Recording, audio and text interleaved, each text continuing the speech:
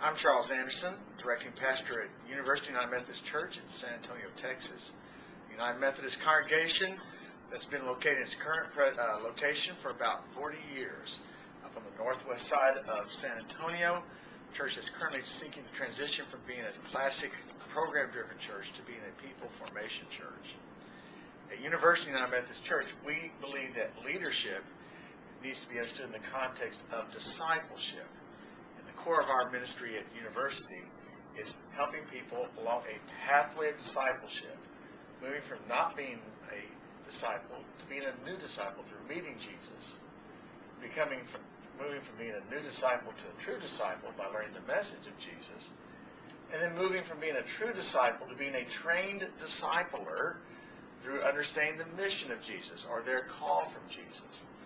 The end result is a trained discipler, which is our definition of a leader. And our hope is to, by this pathway of discipleship, to grow leaders who are first disciples, who then enter a pool of leaders. We call these leaders trained disciplers. We also call them sometimes mission entrepreneurs. Those are the ways we kind of talk about leadership. In creating leaders and trying to help them understand how they move through a pathway of discipleship, we try to present options, three kind of areas of options by which they can grow their leadership, grow more into the likeness of Jesus Christ, and how they are missional entrepreneurs. They tend to go down three branches. The first we call directed coaching.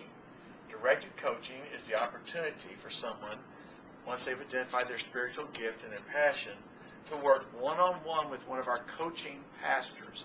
We don't call our pastors associates. We call them coaches. And they can work one-on-one in understanding their ministry and seeking biblical theological foundations. Think of this as when you are a senior in college and you had the opportunity to do a directed study with your professor of choice. This is very much the same. On the far side of this is what we call the Walk to Emmaus.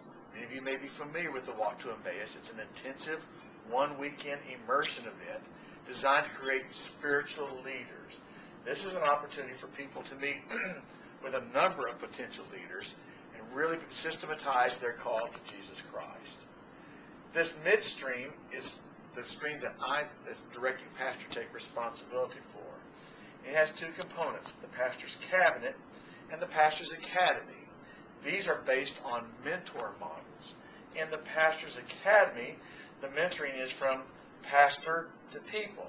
And the academy is a 13-week event centered around the pastor's teaching where people learn in peer groups. In other words, I'll present exercises, instruction, opportunities to experiment in ministry, and as teams they work together, come back and I give them feedback. So think of this as mentoring in a funnel from the pastor to a larger group.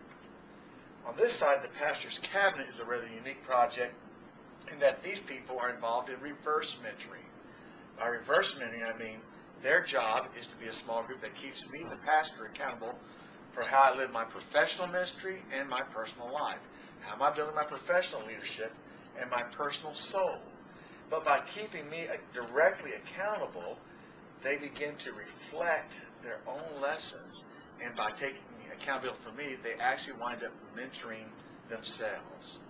The result of these two in particular, but overall in our pathway, is we create apostles, if you will, trained disciplers, mission entrepreneurs, who are able to really articulate the vision of our church, which is to help people form their lives to look to Jesus and look like Jesus.